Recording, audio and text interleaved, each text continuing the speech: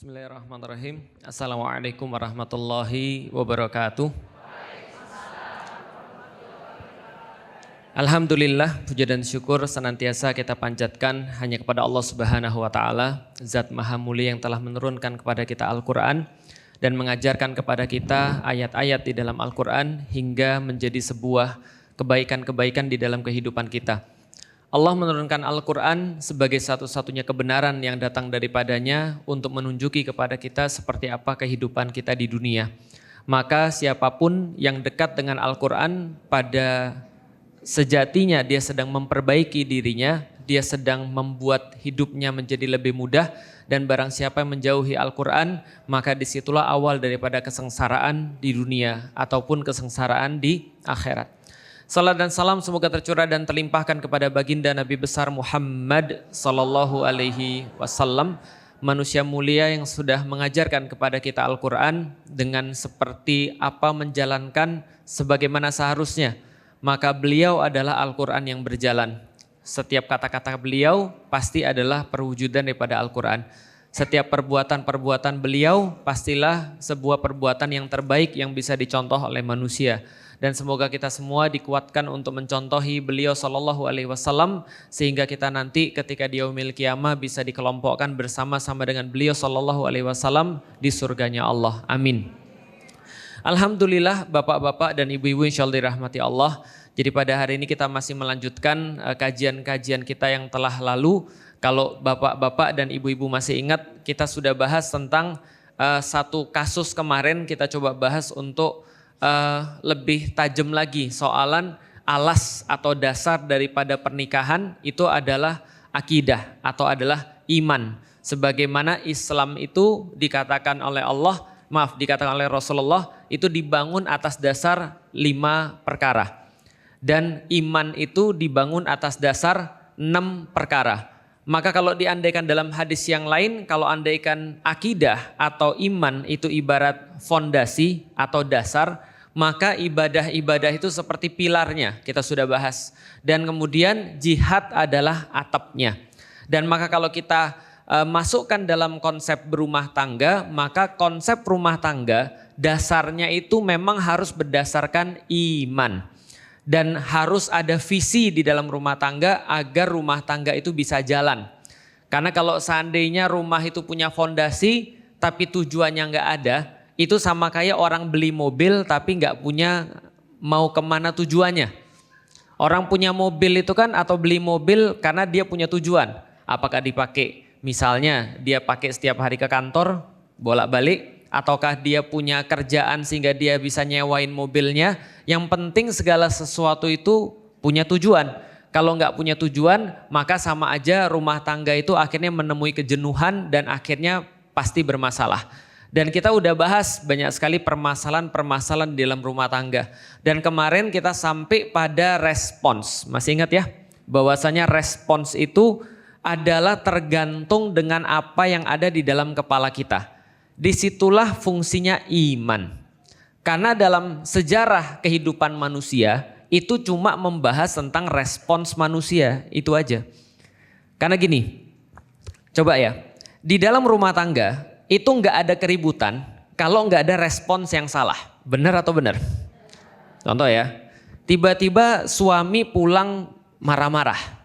Itu kan adalah sesuatu yang harus direspons. Benar? Baru jadi masalah kalau respons ibu salah. Sebaliknya juga sama. Ibu-ibu ngomel-ngomel hanya jadi masalah kalau respons bapak salah. Yang problem kan kalau dua-duanya responsnya salah. Nggak pernah belajar seperti apa respons yang benar ketika menghadapi satu masalah. Itu berlaku pada semua hal. Karena sejarah peradaban manusia itu cuma dihitung berdasarkan responsnya aja. Karena respons itu adalah ibarat jawaban daripada masalah. Maka nilai daripada ujian kita bukan ditentukan banyaknya soal, bukan ditentukan oleh susahnya soal, tapi jawabannya kayak apa, benar gak? Kan gak ada pertanyaan yang susah kalau kita tahu jawabannya. Yang masalah adalah kalau kita tidak tahu jawabannya. Maka soal semudah apapun jadi susah karena gak ngerti jawabannya? Jawaban itu namanya respons. Jadi sejarah peradaban manusia tergantung apa? Respons. Karena bagaimanapun juga manusia pasti harus dihadapkan pada sesuatu yang harus dia respons. Dia harus menjawab pertanyaan itu. Contoh misalnya, nih kita bahas sebelum ada Islam. Sebelum ada agama. Manusia punya masalah atau tidak? Punya. Misal, sejarah peradaban mencatat. Di zaman-zaman dulu, di daerah Mesopotamia misalnya. Di mana manusia-manusia awal tuh ada di situ. Dulu pernah belajar sejarah kan ya? Pernah dengar ada namanya Mesopotamia ya? Walaupun cuma dengar aja nggak apa-apa. Anggap aja itu sejarah peradaban manusia di awal-awal. Nah, sejarah Mesopotamia itu dulu mencatat. Mereka punya namanya pengorbanan manusia. Kalau zaman sekarang masuk akal nggak manusia dikorbanin? Dipilih satu cewek, perawan biasanya, terus kemudian dibawa ke altar, terus kemudian disembelih. Kebayang nggak kita? Enggak. Zaman dulu ada atau tidak? Ada. Cuma di Mesopotamia? Enggak.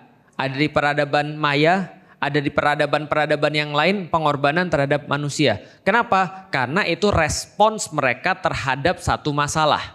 Apa masalah mereka? Mereka dapat yang namanya paceklik. Mereka dapat kemarau panjang. Hujan gak turun-turun. Begitu hujan gak turun-turun, paceklik mereka harus makan. Sedangkan tanaman-tanaman mereka terancam mati kalau seandainya gak ada hujan. Benar gak? Maka mereka mikir gimana caranya agar hujan bisa turun. Lihat, apa di dalam pikiran mereka? Waktu itu mereka belum diajarin tentang tauhid. Mereka belum diajarin tentang Islam. Bahkan mereka nggak ngerti Tuhan. Mereka cuma taunya ada dewa-dewa, kan gitu. Maka ketika mereka taunya ada dewa-dewa, supaya menyenangkan dewa, maka mereka menyembelih manusia. Itu pikiran siapa? Pikiran mereka. Tapi itu respons, benar nggak? Dari mana respons nyembeli orang ini datang? Dari pemikiran. Itu namanya akidah. Sesuatu yang kita yakini, sesuatu yang kita percaya, sesuatu yang ada di dalam diri kita, itu menentukan bagaimana cara kita menjawab permasalahan-permasalahan. Itu kalau orang-orang di zaman dulu. Misalnya lagi, kalau di zaman dulu kita bicara tentang keluarga. Kalau keluarga punya masalah, bagaimana cara mereka menyelesaikan permasalahan dalam keluarga? Dipukul aja. Karena itu adalah tribalisme, kesukuan. Yang kuat yang menang. Maka cewek selalu dalam posisi nggak enak. Kenapa? Di zaman dulu kalau misalnya ada masalah, perempuannya yang dipukul. Perempuannya yang harus diatur. Karena laki-laki nggak pernah salah. Ini kan zaman-zaman dulu nih, yang masih kebawa ke zaman sekarang. Pokoknya kalau ada apa-apa, masalah apa, pukul aja. Kalau ada masalah apa, perempuannya yang disakiti. Kalau ada masalah apapun, perempuannya yang dipaksa untuk nurut. Ini adalah cara penyelesaian pada zaman dulu. Dari pola pikir seperti apa? Dari pola pikir bahwasanya laki-laki itu lebih baik daripada perempuan. Benar nggak? Orang-orang Arab misalnya, ketika kita maju lagi ke orang-orang Arab. Bapak Ibu tahu orang-orang Arab nyembelih anak-anaknya. Sorry, bukan nyembelih. Ngubur anaknya hidup-hidup. Yang perempuan. Itu kan respons. Respons terhadap apa? Respons terhadap masalah. Mereka pengen punya penerus. Mereka pengen punya penerus pas lahir bukan laki-laki tapi perempuan. Maka karena mereka malu, karena mereka merasa bahwasanya seorang laki-laki kejantanannya itu diukur berdasarkan berapa banyak anak laki-laki yang dia punya, maka anak perempuan dia kubur. Kan gitu, itu respons terhadap permasalahan. Munculnya dari mana? Munculnya dari pola pikir atau iman. Iman itu adalah sesuatu yang diyakini. Itu namanya iman atau akidah. Itu artinya sesuatu yang diyakini.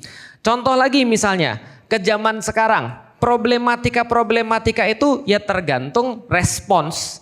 Menjadi problem kalau responsnya salah. Sama semuanya. Misal kasus KDRT. Kenapa kasus KDRT terjadi? Karena itu adalah respons. Istri ngomel-ngomel dipukulin, itu kan KDRT. Ketahuan selingkuh dipukulin, itu kan juga KDRT. Berdasarkan dari cara pikir apa? Dari akidah atau iman yang salah. Artinya apa? Artinya orang merespons berdasarkan iman atau akidah. Artinya lagi bisa jadi orang-orang itu ngakunya muslim tapi sebenarnya responsnya bukan dikendalikan oleh akidah. Bisa dipahami sampai di sini? Maka saya jelasin sekali lagi, Rasulullah Shallallahu Alaihi Wasallam itu ngasih sebuah indikasi mudah apabila kita itu ngaji sukses atau tidak, belajar agama sukses atau tidak, mudah. Kata Rasulullah, al-muslimu man salimal muslimun min lisanih wal yadih. Sesungguhnya seorang muslim itu adalah orang yang bisa nyelamatin muslim yang lain dari mulut dan dari tangan. Karena kenapa? Tangan sama mulut itu perpanjangan daripada akal. Maka ulama-ulama bilang tangan itu biasanya mengikuti akal. Kalau tangannya sudah main, tanda akalnya rusak. Terbukti nggak sama penelitian zaman sekarang? Terbukti. Orang yang literasinya kurang menyelesaikan permasalahan dengan tangan. Kalau laki-laki, jadi kalau laki-laki nyelesainya dengan tangan. Kalau cewek nyelesainya pakai mulut. Benar kan? Lah itu semua kenapa? Karena akalnya lemah. Tapi begitu akalnya bagus, efek yang langsung terasa juga dari lisan, juga dari tangan. Kalau akalnya bagus, yang laki-laki akan bisa nahan tangannya. Makanya contoh anak-anak dewasa, walaupun dia nggak suka, dia kan nggak main tangan. Contoh anak-anak dewasa, ketika dia misalnya sayang sama orang, tangannya dipakai untuk ngelindungin. Itu kan karena akal yang bagus. Perempuan ciri-ciri daripada akalnya yang bagus adalah lisannya yang fasih, lisannya yang baik, lisannya yang nggak kemudian menggibah, lisannya nggak menghina dan seterusnya. Maka sederhana, indikasi daripada keimanan pasti ada pada lisan dan pasti ada pada tangan, karena ini respons daripada cara pikir. Bisa dipahami sampai di sini Bapak Ibu sekalian. Artinya respons orang yang sudah muslim berbeda dengan respons dengan orang yang bukan muslim. Maka lagi rame misalnya di sosial media, ada orang bilang orang beragama makin ngeri. Itu sebentar, yang dimaksud dengan beragama tuh yang mana dulu? Jangan-jangan ini adalah orang-orang yang kayaknya beragama, tapi di dalam hidupnya agama tidak pernah dijadikan sebagai pemutus atau penentu daripada perbuatan-perbuatan yang dia lakukan. Sampai di sini bisa dipahami Bapak Ibu sekalian. Nih contoh ya, misalnya kita balik lagi ke dalam rumah tangga. Misal ya, rumah tangga respons itu yang paling penting. Karena respons menentukan masalah atau tidak masalah. Bahkan ada situasi bagus dalam keluarga, salah ngerespons itu bisa jadi masalah. Bener nggak? Contoh ya, suami beliin baju, ya kan ya. Bu, ini baju kebetulan tadi baru ikut pengajian. Ya dia nggak bilang ikut pengajian sih, dia baru ikut pengajian. Ustadznya ngomong bahwasanya kalau kalian mau memuliakan istri, salah satunya muliakanlah dengan kasih baju. Karena kenapa? Karena Allah pun memuliakan wanita di surga dikasih baju. Ya enggak sih? Bapak-bapak belum tahu? Nah kalau gitu harus baca surat Ar-Rahman.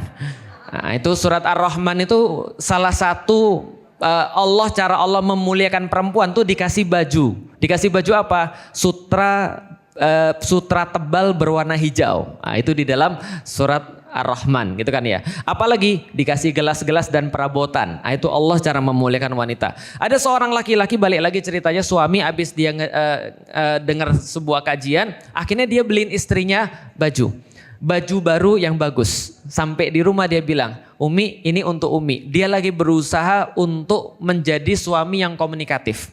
Responsnya perempuan kira-kira apa? Makasih. Enggak kayaknya deh. Kira-kira respons perempuan umumnya apa? Itulah, itu masalahnya itu. Pertanyaan saya sederhana. Kalau yang keluar pertama kali tumben, itu kira-kira laki-lakinya mikir apa? Kalau nggak males marah.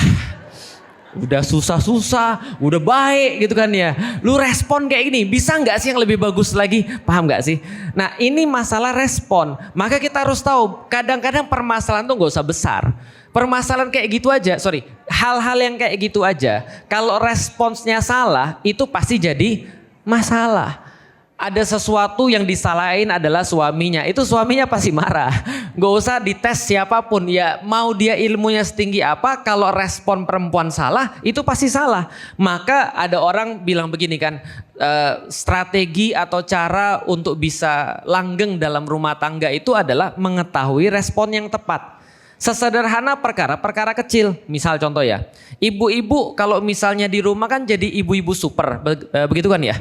Ngapain aja bisa, motong ayam bisa, masak bisa, dan segala macam bisa. Pertanyaannya sederhana, ibu-ibu kalau misalnya lagi mau masak, ada suaminya di situ, terus misalnya suaminya lagi bareng-bareng, misalnya cuma sekedar buka botol saus misalnya, bisa atau enggak? Bisa. Tapi kadang-kadang kita bisa, Abi tolong bukain dong, kan gitu. Ketika kita melakukan seperti itu, bisa jadi dia merasa berharga. Walaupun dia ngomongin, gitu aja gak bisa. Gimana kalau kamu gak ada saya gitu kan ya, misalnya.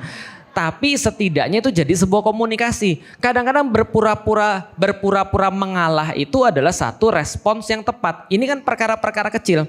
Nah, maka kalau kita berbicara tentang misalnya keimanan itu menghasilkan respons yang pasti tepat. Tergantung kita mau belajar atau tidak. Maka kalau kita misalnya mau memperbaiki di dalam rumah tangga kita, responsnya ini harus berbeda. Gimana caranya mengubah respons, mengubah iman atau memperbaiki iman.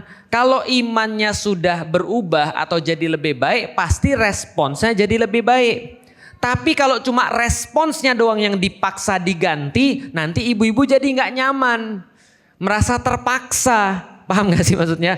Karena kadang-kadang di dalam rumah tangga itu kita belum tahu sebenarnya kita melakukan sesuatu atas dasar apa. Misal, bagi seorang laki-laki misalnya, di dalam Al-Quran salah satu yang paling gampang tentang masalah keimanan yang Allah bilang adalah bahwasanya menyadari kita pasti akan mati. Itu di dalam Al-Quran. Allah sampaikan di dalam Al-Quran sederhana sekali. Kenapa kamu harus beriman kepada Allah? Karena kamu bakal mati. Pertanyaan saya sederhana. Orang pasti mati atau tidak? Ada di sini yang nggak yakin mati ada? Anda hidup sudah berapa lama dan udah berapa banyak datang ke tempat orang-orang yang meninggal? Hidup kita ini kan cuma tinggal tunggu pengumuman aja, betul nggak sih? Misal contoh ya, di satu perumahan misalnya, biasa kan orang tinggal di sana kan sama semua tuh. Misal di perumahan Bu Umah misalnya, itu kan ada banyak orang-orang tinggal di situ tuh. Ada yang umur 70 tahunan ke atas, ada yang 60 tahunan ke atas. Biasanya temenannya tuh bareng tuh. Kenapa? Satu grup WhatsApp biasanya. Untuk gantian kapan waktu senam gitu ya. Kemudian tukeran obat-obatan, tukeran terapis atau tukang pijet yang bagus gitu kan ya. Kalau stroke kira-kira kemana kan gitu. Itu ada grupnya tuh mereka. Nah di antara grup itu kan sudah tahu. Masing-masing pasti tinggal nunggu pengumuman innalillahi wa inna ilaihi raji'un. Benar nggak? Karena nenek kita dulu pernah hidup, kakek kita dulu pernah hidup, tapi sekarang mereka sudah mati. Maka kematian itu perkara yang pasti. Di situ yang Allah tanya, kaifa takfuruna billah? Bagaimana Anda bisa untuk kafir atau bisa mengingkari Allah? Wa kuntum amwatan. Padahal dulu kalian mati. Wa kuntum amwatan summa yuhyikum, summa yumitukum, summa ilaihi turja'un. Bahwa kalian tuh dulunya mati. Lalu Allah hidupin kalian seperti sekarang kita masih hidup. Dan kemudian kita bakal mati lagi, balik kepada ketiadaan. Maka kondisi kita hidup dan pasti mati, itu Allah bilang, kalau dulu kalian gak ada, dan kalau kalian sekarang hidup, sekala nih kalian hidup dan sadar betul kalian hidup, lalu kalian sudah tahu kalian bakal mati lagi. Dan by the way, kalau sudah ada yang 70 tahun terus gak yakin bakal mati, itu gak punya lagi kita obat kepada mereka. Itu mau dinasihati pun percuma. Kenapa? Karena kata Rasulullah, nasihat terbaik itu adalah kematian. Betul gak sih? Contoh ya, saya udah umur 40 tahun. 40 tahun itu batas ujung itu. Setelah ini cuma tinggal satu, turun. Gak mungkin saya tambah tinggi. Paham gak sih maksudnya? Gak mungkin kemudian badan kita tambah gede, itu gak mungkin. Gak mungkin kita tambah prestasi setelah 40 tuh secara fisik itu gak mungkin. Yang ada penyakit-penyakit bertambah, betul? Zaman dulu kita mau olahraga sekeras apapun bodo amat karena masih muda. Dinasihatin orang tua. Saya ingat banget dinasihatin orang tua. Jangan olahraga malam-malam nanti masuk angin. Kita bilang nggak ada cerita masuk angin. Orang-orang 26 tahun masuk angin apa? Nah tapi kalau sudah umur 40 tahun. Olahraga 1 hari 3 bulan istirahat. Keseleo. Lah ini kan contoh. Kenapa Allah coba nyuruh kita mikir. Anda itu dulu mati. Summa yuhyikum. Kemudian Allah hidupin kalian. Setelah Allah hidupin kalian ada masa waktunya. Kata Rasulullah 60 sampai 70 tahun. Maka kalau sudah 60 tahun harusnya dia sadar betul bahwasanya ini sudah sampai di ujung. Gitu maksudnya. Lalu summa yumitukum. Lalu Allah akan matiin lagi mereka. Lalu kemudian Allah akan hidupin lagi. Lalu dikembalikan kepada Allah. Coba lihat ya, dulu nggak ada. Semudah itu dari ketiadaan kata Allah. Allah jadikan kalian seperti ini. Ya kan ya? Maka itu cukup untuk menjadi dasar keimanan. Ketika kita nggak tahu bagaimana caranya ngidupin orang. Ketika ilmuwan berusaha untuk coba ngidupin manusia. Nggak ada yang bisa. Membuat kehidupan, gak ada yang bisa. Maka kata Allah, tuh di tempat yang kalian semua gak bisa, aku lakukan itu. Kalian dulu mati, sekarang kalian hidup, nanti kalian mati lagi sebagaimana orang tua ataupun orang-orang yang terdahulu mati. Kemudian semudah itu Allah akan kembalikan lagi kalian hidup. Bisa dipahami maksudnya? Artinya adalah apa? Artinya Allah bilang tidak mungkin semua yang di dalam kehidupan kalian yang sekarang tidak Allah hitung nanti. Maka dengan itu kita jadi beriman. Gampang banget. Kenapa? Kenapa kamu beriman kepada Allah? Karena saya bakal mati. Udah itu aja. Karena saya bakal mati, maka saya beriman pada Allah. Kenapa? Karena setelah mati nggak selesai sampai di situ. Taunya dari mana? Taunya dari Al-Quran. Kenapa percaya dengan Al-Quran? Balik lagi. Emang ada yang lain yang bisa dipercaya selain Al-Quran? Dan kita sudah bahas loh. Artinya bagi orang yang berpikir tidak tersisa selain Al-Quran untuk dipercaya. Itu kalau bagi orang yang mau mikir. Tapi Ustadz ada agama-agama lain sudah kita bahas. Nanti kita bahas lagi kalau misalnya kurang. Tapi yang jelas secara kemudian orang yang berpikir tidak ada tersisa kitab lain selain Al-Quran. Maka ketika kita tahu kita bakal mati, lalu kemudian kita bakal bangkit lagi, lalu kemudian kita diminta pertanggungjawaban, di titik itu kita beriman pada Allah. Iman itu apa? Percaya. Iman itu apa? Yakin. Bedanya iman itu tidak kelihatan. Makanya alladzina yu'minuna bil ghaib. Contoh. Lihat ya. Sekarang yakin gak ketemu dengan Felix Yao? Yakin. Kenapa yakin? Ngelihat. Dan saya bisa disentuh bukan hologram gitu kan ya. Artinya ibu-ibu yakin karena ada bukti. Kita sudah pernah bahas itu. Nah, bedanya iman kepada Allah, kepada malaikat, kepada kitab, yaumil kiamah, rasul, lalu kemudian qada wal qadar. 6 rukun iman itu bedanya dengan ngelihat apa? Bedanya ini lebih tinggi keyakinannya. Kenapa? Karena bukti-buktinya harus lebih banyak. Misal, pernah ditagih orang utang? Pernah. Enak atau enggak enak? Kenapa nggak enak? Orangnya di depan mata Ustadz. Dan dia nagih terus, nggak enak Ustadz. Ya kan ya? Oke. Beda lagi. Antara ditagih utang ada di depan mata. Anak-anak disuruh belajar. Minggu depan kan kamu ujian. Belajarlah sekarang. Anak-anak mau belajar atau nggak biasanya? Nggak mau. Kenapa anak-anak nggak mau belajar? Kapan anak-anak baru mau belajar? Kalau sudah besoknya ujian. Karena di situ keyakinan mereka baru mulai muncul. Paham maksudnya? Benar-benar nyata. Besok sudah mau ujian. Baru dia mau belajar. Itu iman sama. Bedanya adalah jangan sampai besok mau mati kita baru yakin. Tapi sama. Karena itulah respons orang tergantung kadar keimanan. Maka berpikir tentang keimanan itu lebih penting daripada kita mengatur aktivitas-aktivitas kita. Problematikanya adalah di Indonesia sekali lagi yang banyak dilatih bukan imannya tapi amal solehnya. Buktinya apa? Pas kita sekolah yang diajarin cuma sholat. yang diajarin cuma zakat, yang diajarin cuma puasa, haji, munakahat dan seterusnya. Tapi berapa banyak sekolah kita ngajarin keimanan, bagaimana cara beriman pada Allah? Hampir nggak ada. Kenapa hampir nggak ada? Ya kita tahu hasilnya kayak apa, gitu kan ya. Akhirnya ketika orang tuh tidak belajar keimanan, yang dia yakini apa? Yang dia yakini, yang ngasih dia kenikmatan adalah harta. Yang ngasih dia keamanan adalah orang. Itu problemnya. Balik lagi, ingat ya, orang zaman dulu ketika dia kira yang namanya hujan itu turun gara-gara dewa-dewa, dia nyembeli orang. Orang zaman dulu meyakini ketika namanya jantan, ketika namanya keren itu punya anak laki-laki, yang perempuan dikubur. Orang-orang ketika meyakini kemudian duit itu adalah sesuatu yang membuat dia terhormat, dia kumpulin duit. Semua keyakinan-keyakinan yang membuat respons yang menyusahkan, yang menyengsarakan. Paham sampai di sini? Artinya kalau orang-orang di Indonesia dia nggak diinstal sama Islam sebagai iman, maka kira-kira responsnya seperti apa? Tadi dia merasa bahwa uanglah yang memberikan dia kebahagiaan, bukan Allah.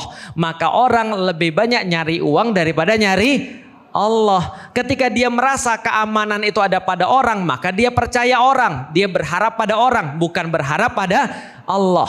Kadang-kadang ini perkara-perkara sederhana, tapi kita semuanya miss di situ kadang-kadang. Kenapa? Karena tadi keimanan itu tidak diinstal. Karena respons itu harus dilakukan. Dan kalau nggak ada Islam yang mengatur sebagai keimanan, pasti rusak. Individu dia akan berbuat maksiat, dia akan berbuat yang merugikan orang lain. Kalau orangnya banyak, sekeluarga tuh bikin rusak. Bisa dipahami? Pengen kemudian untuk terus-menerus berkuasa, pengen kemudian untuk terus-menerus berbuat kesalahan. Ini kenapa? Karena nggak diatur dengan Islam. Padahal kalau diatur dengan Islam, cara pikirnya apa? Cara pikirnya nggak gitu. Contoh ya, saya secara pribadi ya, saya punya anak nih. Saya pengen gak anak saya agar jadi ustadz? Pengen. Tapi kenapa saya pengen dia jadi ustadz? Kenapa saya pengen dia untuk ngajar juga? Karena saya pengen dia melanjutkan apa yang saya yakini. Yang saya yakini adalah kehidupan di dunia ini tidak seberapa. Maka saya pengen setelah saya mati ada yang ngirimin saya kebaikan. Betul nggak? Tapi kalau untuk urusan dunia, saya pengen gak agar anak-anak saya ngelanjutin saya? Kalau halal pengen, kalau nggak halal, kalau sulit nggak pengen. Sekarang saya mau nanya, ada nggak kuli yang pengen anaknya jadi kuli? Kenapa nggak ada? Karena kuli itu adalah bukan jabatan yang terhormat, betul nggak? Sekarang saya tanya, atas cara pikir yang sama, Umar pengen nggak Abdullah bin Umar jadi pemimpin? Pengen. Umar bin Khattab itu punya anak namanya Abdullah bin Umar. Ketika Umar ditusuk dari belakang, maka dia panggil, tunjuk ini,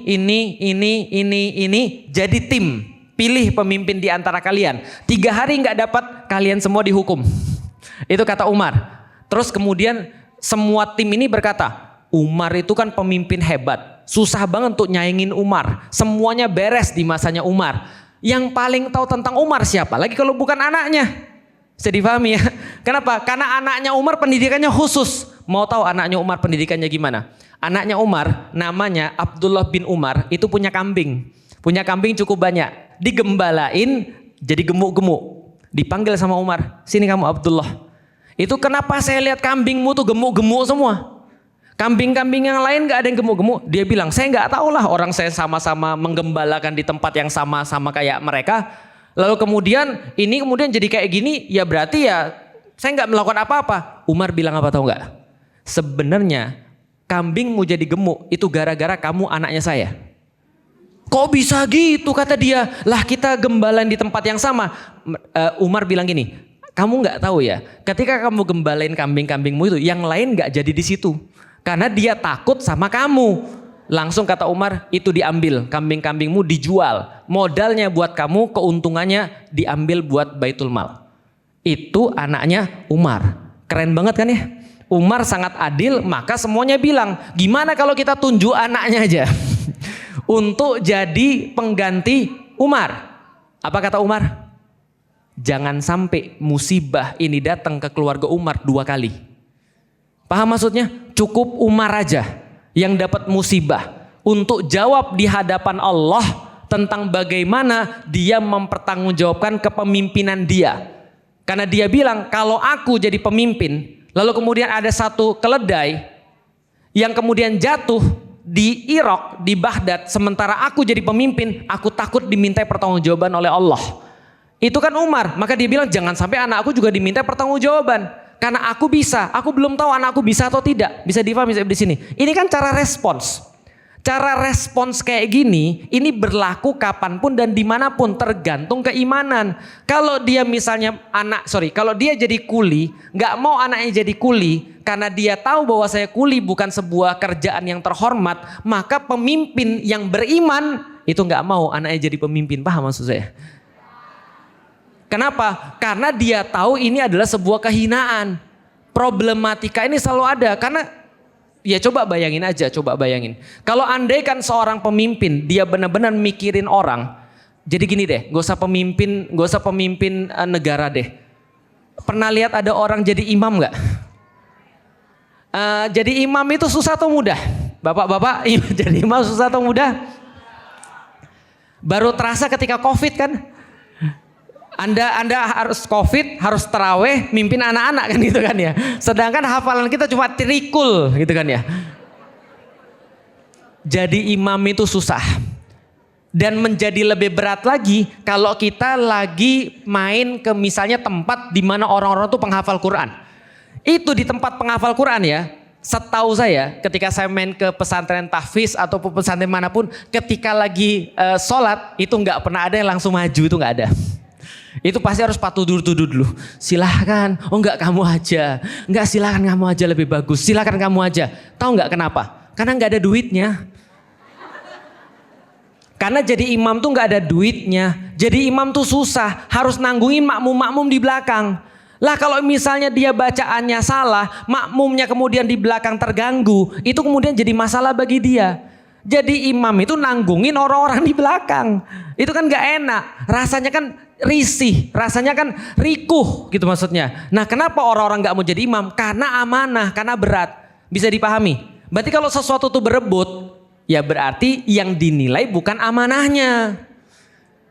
Yang dilihat, yang mau diambil bukan beratnya amanah itu, tapi sesuatu yang lain. Nah ini soalan keimanan. Kalau orang beriman itu cara pikirnya khas, cara berbuatnya khas. Maka bagaimana kemudian yang paling bagus di dalam keluarga kita, mau jadi apapun kita, ya coba invest untuk keimanan tadi. Bapak-bapak misalnya, kalau sudah beriman, insya Allah, kalau ibu-ibu nanti cari jodoh buat anak-anaknya, yang paling penting tuh iman. Lihatnya dari mana? Lisan, tangan. Itu salah satu yang kita bisa lihat. Kalau lisannya baik, tangannya baik, mudah-mudahan imannya juga baik. Coba diambil waktu. Kalau enggak bapak-bapaknya sekarang, coba diambil waktu untuk keimanan tadi. Untuk bahas tentang keimanan. Karena banyak permasalahan rumah tangga itu cuma tergantung respons aja. Ada yang berkali-kali ngomong, Ustadz ini suami saya nggak mau diajak ngobrol Ustadz. Kenapa nggak mau diajak ngobrol? Karena tadi imannya problem. Dia adalah seorang laki-laki, dia pemimpin keluarga. Ibarat kalau ada orang mau nyetir. Jadi dia nyetir mobil, punya tujuan. Lalu kemudian dia punya teman sebangku atau teman di sebelah kursi sopirnya. Lalu kemudian dia diajak ngobrol. Mas kita mau kemana? Udah diem jangan banyak ribut. Itu artinya dia nggak niat punya teman, paham gak sih maksudnya? Nah itu berarti harus kan diobrolkan lagi. Kita nih sebenarnya mau apa? Karena kalau orang sudah beriman, dia tahu dia bakal mati. Setelah dia mati, dia baca di dalam Al-Quran. Oh dia tahu. Begitu dia memperlakukan istrinya tidak dengan bagus, maka dia akan disiksa oleh Allah. Jauh lebih parah daripada ketika dia memberikan siksaan terhadap istrinya. Dia jadi tahu kalau anak-anaknya berbuat dosa, dia akan dimintai pertanggungjawaban juga. Dia jadi tahu apapun kesalahan-kesalahan di dalam rumah tangga itu adalah kesalahan dia. Karena dia adalah sebagai seorang pendidik, sebagai seorang pemimpin, sebagai seorang imam di dalam rumah tangga. Ini kalau dia beriman. Problemnya adalah tidak semua orang berkata bahwa Tuhan saya Allah, Rasul saya Muhammad, saya beriman kepada Islam, ngerti bahwasanya mereka itu akan mati, setelah mati akan dihidupkan lagi, lalu akan diminta pertanggungjawaban.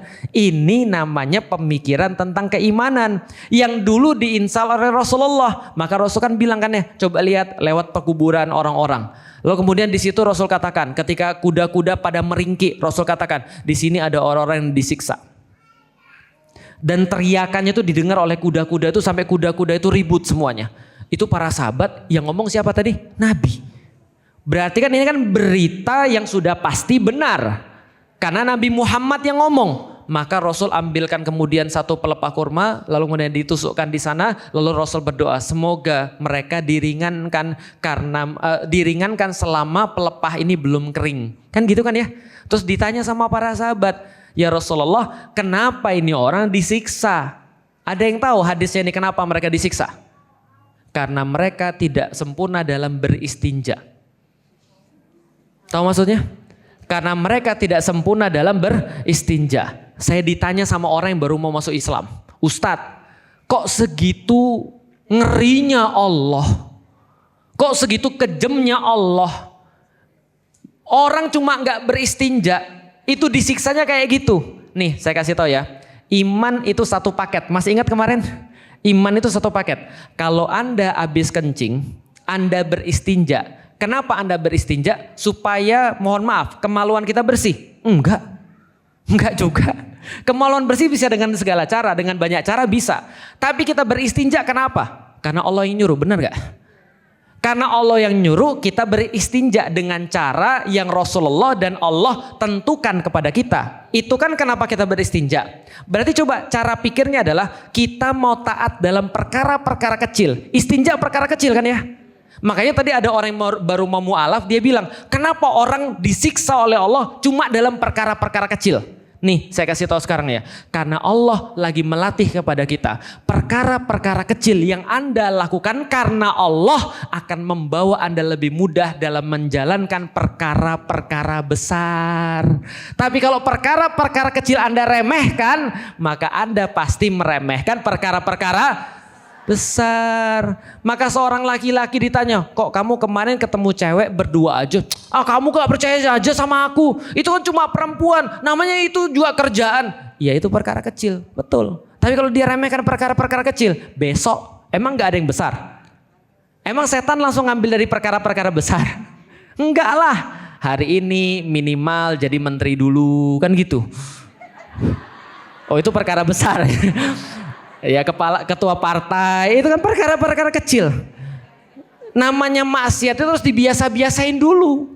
Makanya perkara-perkara kecil membawa pada perkara-perkara besar. Tapi lihat ya, begitu para sahabat diceritakan bahwasanya ini orang disiksa gara-gara istinja, apa yang sahabat pikirin? Berarti gue harus perbaiki lagi. Maka pertanyaan para sahabat, ya Rasulullah cara istinja begini benar gak? Kan gitu, karena dia takut disiksa. Bisa dipahami kira-kira maksud saya? Itu baru istinja, perkara kecil. Kalau gebukin istri gimana? Bisa dipahami kira-kira maksud saya? Gimana kalau sana korupsi? Kebayang nggak? Jadi contoh ya, andai kan ada orang korupsi, ketahuan, masuk penjara, itu seringan-ringannya hukuman. Itu seringan-ringannya hukuman. Kenapa? Karena masalahnya adalah seberapapun parah Anda dihukum di dunia, Anda paling pol mati. Tapi kalau dihukum di akhirat itu kan gak bisa mati. Masalahnya adalah salah satu konsep keadilan Allah tidak semua dibalas di dunia. Makanya ada kata-kata di dalam suratul Fatihah, Maliki Yaumiddin, adalah Allah penguasa yaumil kiamah, atau hari di mana manusia akan diminta pertanggungjawaban. Maka di situ manusia nggak mati-mati, karena kata Allah di hari kiamat maka akan dibawa maut. Tahu maut? Dibawa maut, kematian itu dibawa di depan manusia, terus dia disembelih. Artinya tidak ada lagi kematian setelah itu. Maka diumumkan setelah ini tidak ada lagi kematian, karena kematian sudah mati. Jadi nggak ada lagi kematian. Artinya orang disiksa itu untuk seumur umur dia. Ini kan problematika. Maka kalau kita lihat orang-orang yang beriman, yakin dia mau ngambil, jangankan ngambil miliaran, ngambil duit 1.000, 2.000 aja dia mikir.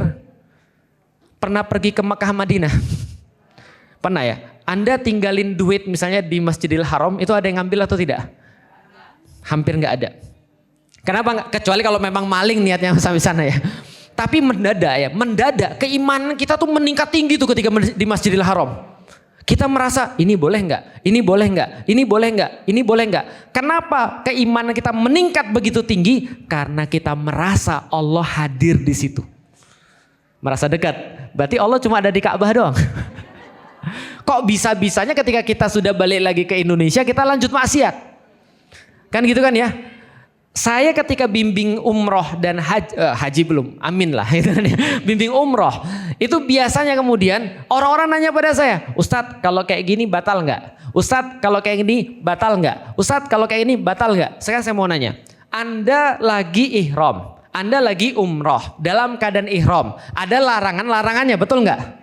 Pertanyaan saya sederhana, paling pol Anda langgar itu larangan-larangan ihram, itu jadinya gimana? Apa yang paling parah hukumannya? Dam. Iya kan ya, bayar dam doang. Ya tapi kan dam juga berat. Iya tapi kan gak sampai mati, bener gak?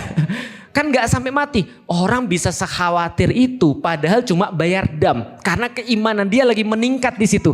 Dia yakin betul Allah mengawasi dia. Dia yakin betul, nah yakin itu iman.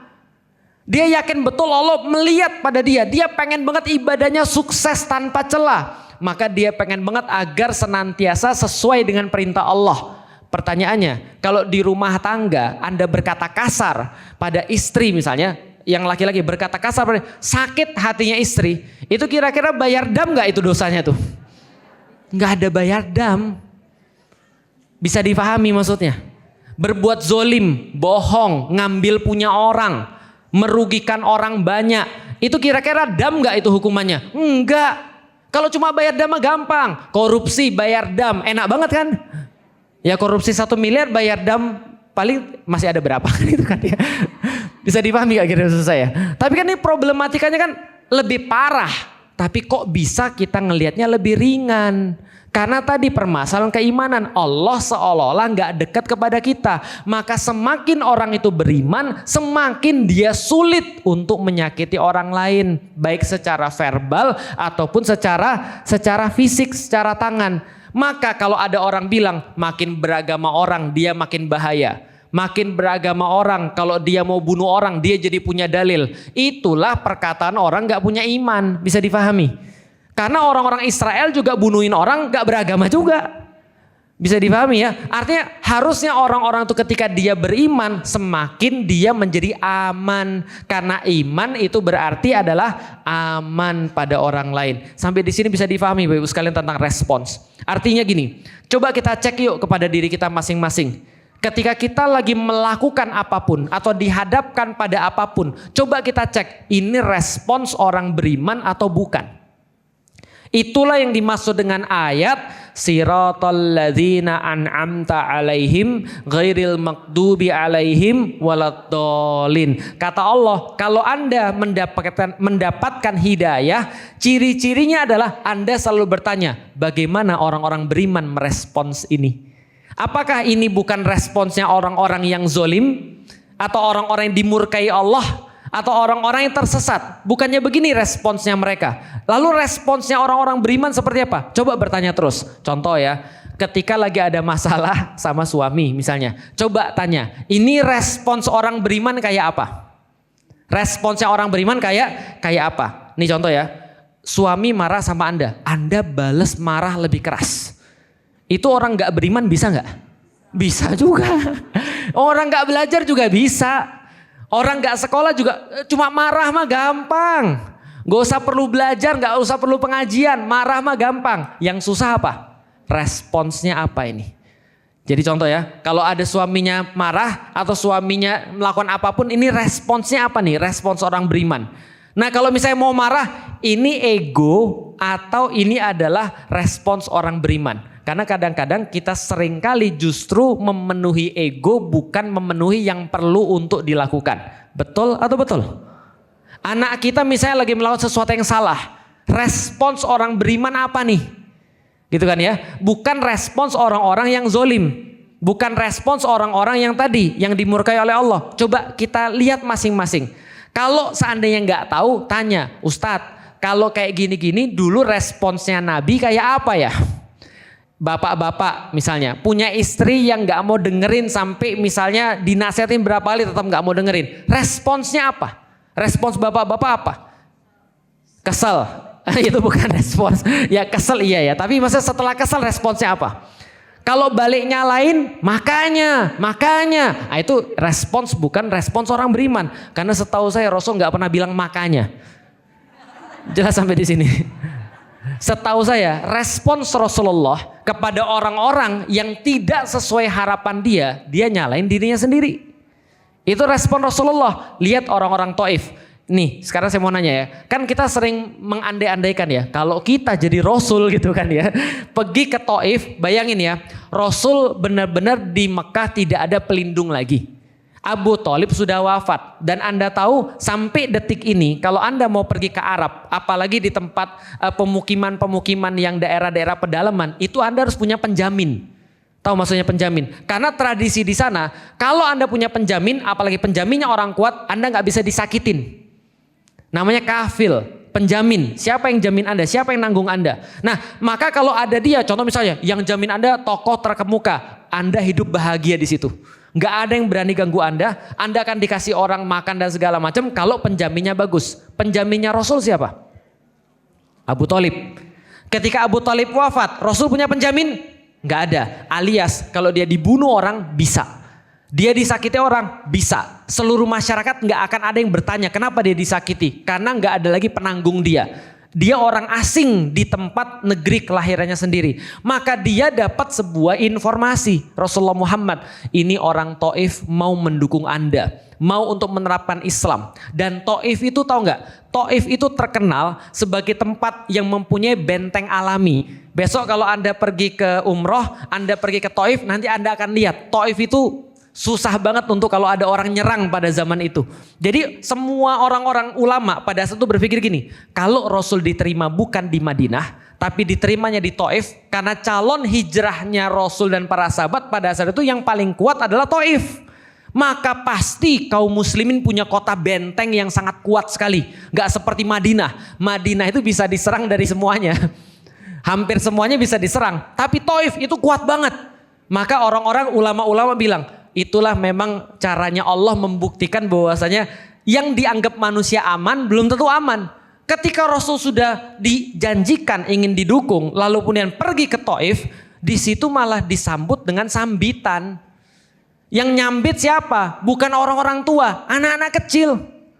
Anda pernah lihat anak-anak kecil lagi jalan-jalan di jalan ngelemparin orang, gitu kan ya? Nah itu kayak yang dilemparin Rasul. Begitu Rasul kemudian dalam keadaan sedih karena tidak sesuai dengan harapan dia ketika pergi ke Taif, Rasulullah berada di sebuah tempat dikasih izin sama orang yang bukan muslim lagi.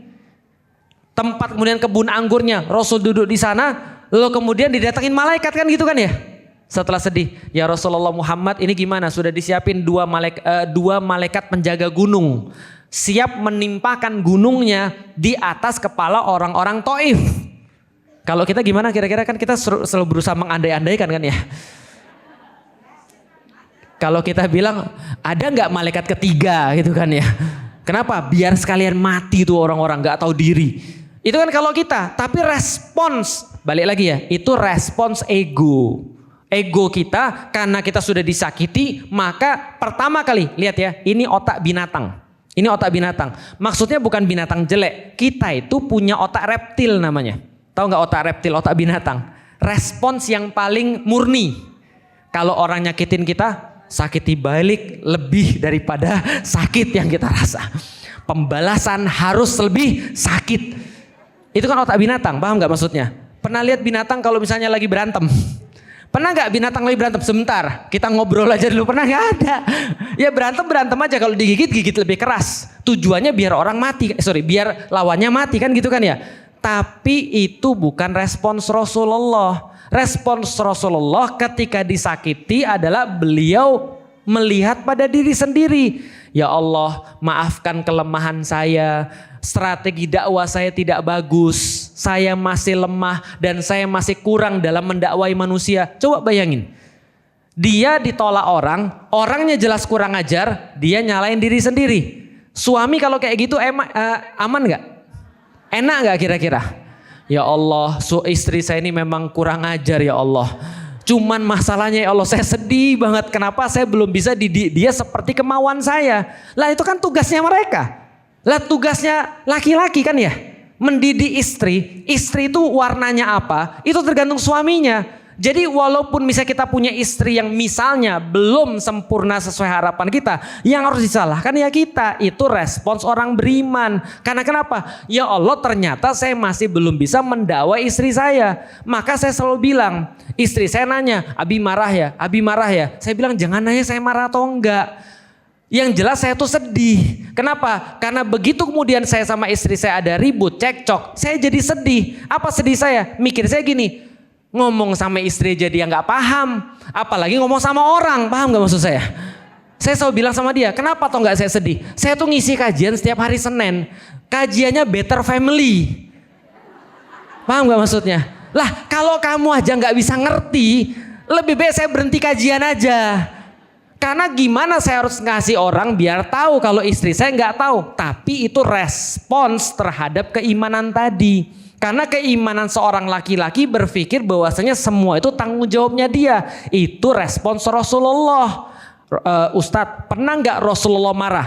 Pernah. Tapi dalam perkara-perkara yang bukan urusannya ke dia. Paham maksudnya? Contoh, ngelihat Umar lagi bawa kitab suci, Alkitab. Jadi dia bawa Alkitabnya orang Nasrani. Lalu kemudian apa kata Rasulullah? Rasulullah merah mukanya. Kemudian mengatakan kepada Umar, membawa Taurat. Umar, andaikan Musa masih hidup, dia akan ikut dengan ajaran saya. Paham gak maksudnya? Tapi apa yang dia marah? Apakah karena diri dia? Bukan. Tapi dia marahnya pun elegan. Cuma bilang, Umar, itu kalau Musa hidup di zaman kita nih, dia akan ikut ajaran kita. Kenapa? Karena yang diturunkan kepada Rasulullah itu sudah pamungkas. Yang dari awal Adam sampai Nabi Muhammad itu sama. Jadi kalau kamu mau ngambil, kenapa kamu nggak ngambil dari Nabi Muhammad aja? Itu maksudnya. Berarti Rasul marahnya ketika risalahnya itu menjadi problematika. Kapan lagi beliau marah? Ngelihat Adi bin Hatim pakai kalung salib. Maka Rasul merah mukanya. Kemudian bilang, Adi, campakkan itu. Kenapa dicampakkan?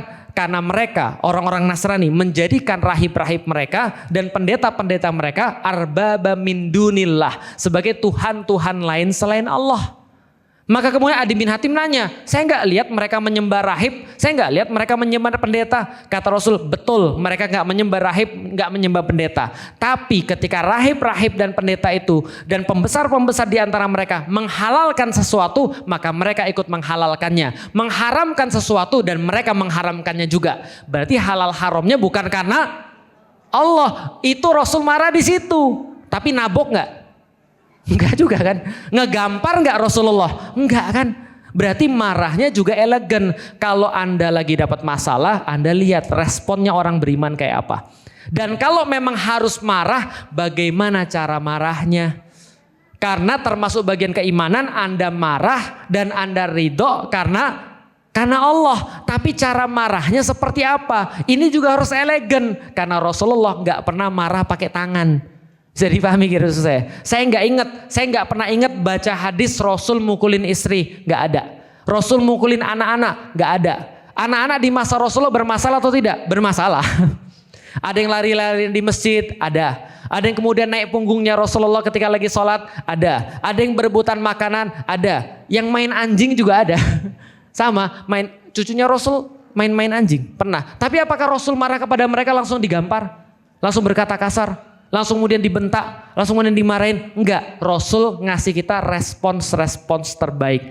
Maka kalau semakin dekat respons kita dengan respons Rasulullah SAW, maka mudah-mudahan kehidupan kita jadi lebih baik. Termasuk dalam kehidupan berkeluarga, karena keluarga adalah inti atau awal daripada kehidupan yang lain. Baik, kalau ada pertanyaan dipersilahkan. Sebelumnya saya serahin pada panitia kalau ada mau mengedarkan infak. Untuk tadi insya Allah masjid kita tadi disampaikan oleh Bu Guru Ummah ingin melakukan renovasi WC di atas ya. Mudah-mudahan apapun yang sudah kita sampaikan ini bisa bermanfaat untuk tempat yang kita cintai ini. Alhamdulillah.